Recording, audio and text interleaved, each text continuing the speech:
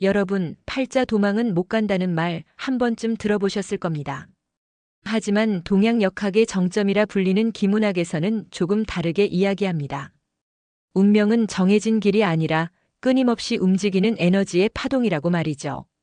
누군가는 죽도록 노력해도 가난의 굴레를 벗어나지 못하는 반면 누군가는 숨만 쉬어도 재물이 붙는 것처럼 보입니다.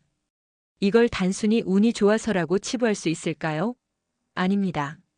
고서에서는 큰 부를 이룰 사람에게는 반드시 6가지의 독특한 기의 형상이 나타난다고 말합니다. 이것은 사주팔자라는 8글자 속에 숨겨져 있기도 하고 그 사람의 행동과 눈빛, 아우라로 뿜어져 나오기도 하죠.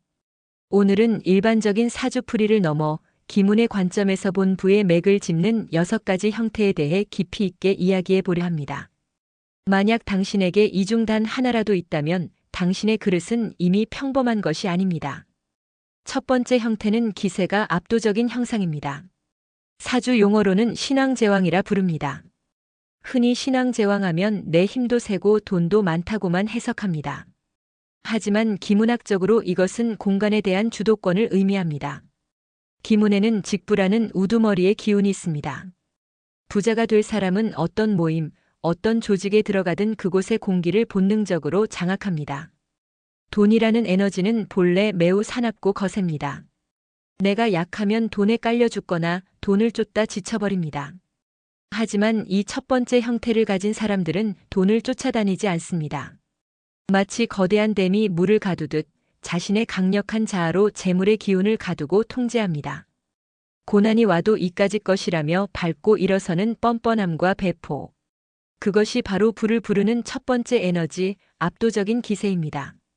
두 번째는 생문 즉 살아있는 문을 여는 자들입니다. 명리학에서는 식신생재라 부르죠. 기문둔갑에는 8개의 문, 팔문이라는 것이 존재합니다. 그중 유일하게 생기와 재물이 마르지 않고 솟아나는 문이 바로 생문입니다. 부자가 될 사람은 본능적으로 이 생문의 방향을 압니다. 남들이 다 죽었다고 하는 불경기 속에서도 기가 막히게 돈이 될 아이템을 찾아내는 사람들 있죠. 이들은 사주 구조상 나의 재능이 결과물로 막힘없이 흐르는 구조를 가졌습니다. 이들의 가장 큰 특징은 고인물이 되지 않는다는 것입니다.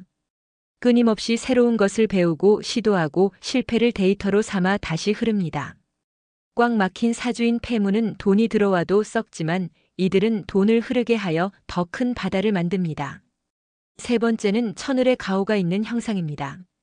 기문학에서 가장 길한 신을 천을귀인이라 합니다. 흥미로운 점은 진짜 큰 부자들 중에는 독불장군이 없다는 겁니다. 절체절명의 위기 순간 마치 하늘이 도운 듯 나를 끌어주는 귀인이 반드시 나타납니다. 이것은 단순히 인복이 좋아서일까요? 아닙니다. 기문학적 관점에서 이들은 타인의 에너지를 긍정적으로 흡수하는 인력이 강한 사람들입니다. 내가 베푼 작은 친절이 거대한 기회가 되어 돌아오는 회귀의 법칙을 본능적으로 알고 있습니다. 사주에 천을귀인이 있거나 인성이 잘 발달한 사람들은 사람을 돈으로 보지 않습니다. 대신 사람을 통해 돈이 들어오는 길을 닦습니다. 인맥이 곧 금맥임을 아는 아주 현명한 자들입니다. 네 번째는 땅속에 보물을 숨겨둔 형상, 재고귀인입니다. 사주 지지의 진, 술, 축, 미. 이 네 글자는 화계이자 곧 창고입니다. 기문에서는 이를 둔갑, 즉 몸을 숨기는 것으로 해석하기도 합니다. 진짜 고수는 자신의 발톱을 함부로 드러내지 않는 법이죠. 이 형상을 가진 사람들은 겉보기엔 지극히 평범해 보이고 때로는 짠돌이 소리를 들을 수도 있습니다. 하지만 그들의 내면에는 거대한 금고가 자리 잡고 있습니다. 한번 들어온 재물은 절대 밖으로 새 나가지 않게 하는 수성의 능력. 버는 재주만큼이나 중요한 것이 지키는 재주입니다. 이들은 돈을 쓰는 즐거움보다 자산이 증식되는 과정에서 안정을 느끼며 결정적인 타이밍인 계고의 시기가 올 때까지 묵묵히 부를 축적합니다. 다섯 번째는 역마를 탄 편재의 형상입니다.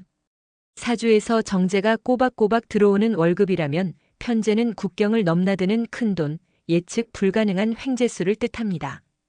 기문학적으로는 변화무쌍한 바람풍의 기운을 타는 사람들입니다. 이들은 한 곳에 머무르면 병이 납니다. 활동 반경이 넓을수록 더 낯선 곳을 갈수록 더 많은 사람을 만날수록 부의 크기가 기하급수적으로 커집니다. 지금의 글로벌 사업가, 투자 대가들이 여기에 속합니다. 이들은 안정보다는 변동성을 사랑합니다. 위기를 기회로 바꾸는 동물적인 감각, 그리고 판을 크게 벌리는 배포. 이것이 바로 거부가 되는 5번째 형태입니다. 마지막 6번째, 그리고 가장 중요한 것이 있습니다. 바로 때를 아는 능력입니다. 아무리 좋은 사주를 가지고 태어났어도 때를 만나지 못하면 영웅도 초야에 묻힙니다.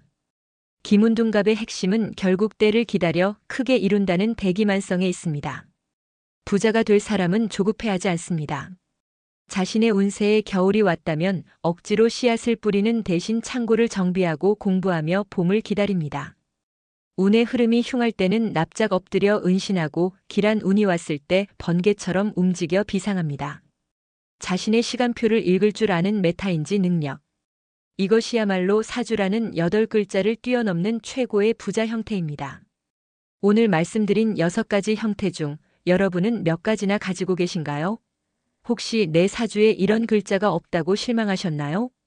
기문학에서는 운명은 바꿀 수 있기에 점을 친다고 했습니다. 없는 오행은 채우면 되고 막힌 문은 두드려서 열면 됩니다. 오늘 이 이야기를 끝까지 들으신 것 자체가 여러분이 부의 흐름에 관심을 갖고 스스로 생문을 열기 시작했다는 신호일지 모릅니다. 여러분의 사주에 숨겨진 보물을 찾길 바라며 당신은 부자가 될 자격이 충분하다는 사실을 잊지 마십시오. 감사합니다. 구독과 좋아요는 부자가 되는 열쇠입니다.